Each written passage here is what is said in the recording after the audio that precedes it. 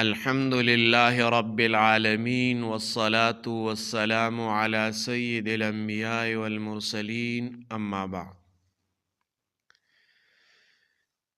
محترم بھائیوں اور بہنوں، آج میں ایک مسئلہ بیان کر رہا ہوں۔ وہ مسئلہ ہے تکفیر کا۔ اس مسئلے میں علماء دیوبند اور بریلوی علماء کا اختلاف ہے۔ انشاءاللہ ہم دونوں کے دلائل پیش کریں گے، لیکن یہ تکفیر کا مسئلہ نہایت نازک اور خطرناک مسئلہ ہے۔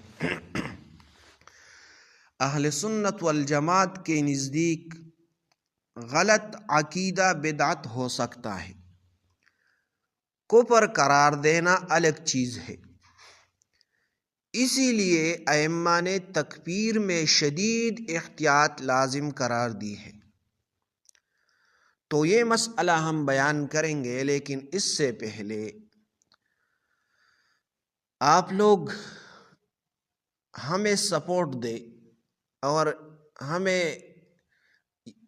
ہمارا یہ چینل آگے لے جائیں تاکہ یہ مسائل لوگوں تک پہنچ جائے۔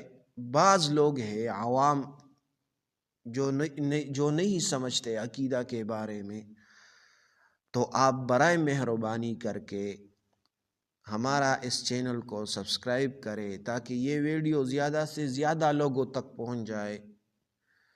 1 سال ہو گیا اور ہمارا چینل ابھی تک اپنی جگہ پر کڑا ہے، آگے نہیں جا رہا۔ تو لہٰذا آپ مہربانی کریں ہمارا چینل سبسکرائب کریں تاکہ ویڈیو زیادہ سے زیادہ لوگوں تک پہنچ جائے۔ تو تکفیر کے مسئلے میں بریلوی علماء کا موقف یہ ہے۔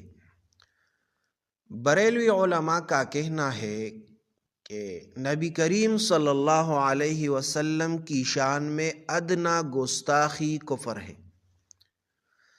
بعض دیوبندی عبارات تاریخی تناظر میں بھی اس طرح ہیں کہ انہوں نے گستاخی پر محمول کیا۔ اسی بنیاد پر بعض افراد کی تکفیر کی گئی۔ بریلوی علماء دلیل پیش کرتے اور عمومی دلیل نبی کریم صلی اللہ علیہ وسلم کی توہین کفر ہے، اور جو کفر کہے وہ کافر ہے۔ یہ اصول درست ہے، لیکن اختلاف یہاں ہے کہ آیا واقعی وہ عبارات کفر پر دلالت کرتی ہے یا نہیں، اور کیا تاویل سیاق نیت کو نظر انداز کیا جا سکتا ہے۔ تو یہ بریلوی علماء کا موقف تھا۔ علماء دیوبند کا موقف یہ ہے، دیوبندی علماء کا اصول یہ ہے کہ ہم نبی کریم صلی اللہ علیہ وسلم کی شان میں ادنا گستاخی کے بھی قائل نہیں، لیکن غلط فہمی، اجتہادی لغزش یا مبہم عبارت پر تکفیر نہیں کرتے۔ اس پر دلیل پیش کرتے ہیں علماء دیوبند کی طرف سے تکفیر میں جلدی سے منع آیا ہے۔ یا ایھا الذین آمنوا اذا ضربتم فی سبیل اللہ فتبینوا ولا تقولوا لمن القی الیکم السلام لست مؤمنا، سورۃ نساء کی آیت ہے۔ اے ایمان والو، جب تم اللہ کی راہ میں نکلو تو تحقیق کر لیا کرو، اور جو تمہیں سلام کرے اسے یہ نہ کہو کہ تو مومن نہیں ہے۔ تو علماء دیوبند اس سے استدلال کرتے ہیں، جب سلام کہنے والے کو کافر کہنے سے منع کیا گیا تو کلمہ گو مسلمان کی تکفیر کیسے آسان ہو سکتی ہے۔ دوسرا دلیل حدیث میں آتا ہے تکبیر کا وبال، اذا قال الرجل لأخیہ یا کافر فقد باء بها احدہما، بخاری کی حدیث ہے، مسلم کی حدیث ہے، دونوں میں یہ حدیث آیا ہے جب کوئی شخص اپنے بھائی سے کہے اے کافر، تو یہ بات ان دونوں میں سے ایک پر ضرور لوٹتی ہے۔ تو علماء دیوبند کا موقف جب تک قطعی صریح غیر قابل تعویل کو پر ثابت نہ ہو، تکبیر کرنے والا خود خطرے میں ہے۔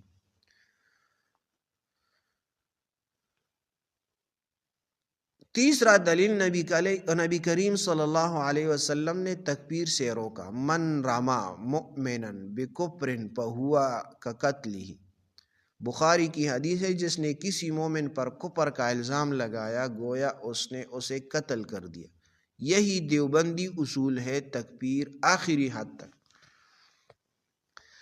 ائمہ اہل سنت کے اقوال یہ ہے، امام ابو حنیفہ رحمہ اللہ، لا نکفر احدا من اہل القبلۃ، ہم اہل قبلہ میں سے کسی کی تکبیر نہیں کرتے، الفقہ الاکبر، فقہ اکبر میں ہے۔ امام نووی رحمہ اللہ فرماتے ہیں جب کسی کلام میں کفر کا احتمال ہو اور ایمان کا بھی تو ایمان پر محمول کیا جائے گا، شرح صحیح مسلم میں۔ یہی قاعدہ دیوبندی علماء اپناتے ہیں۔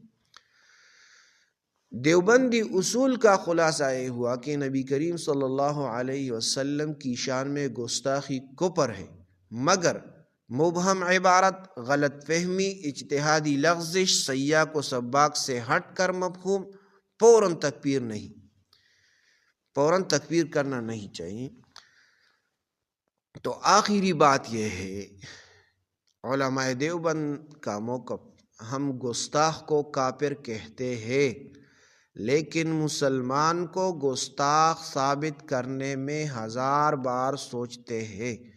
یہی اہل سنت والجماعت کا محفوظ، محتاط اور شرعی راستہ ہے۔ تو یہ مسئلہ ہوا، ہم نے بریلوی علماء کا ایک دلیل پیش کیا، لیکن ہم نے وہ دلائل پیش کیے جو علماء دیوبند کا ہے، تو لہٰذا آپ یہ سن لیں اور دوسروں کے ساتھ شیئر کریں۔ جزاکم اللہ احسن الجزا۔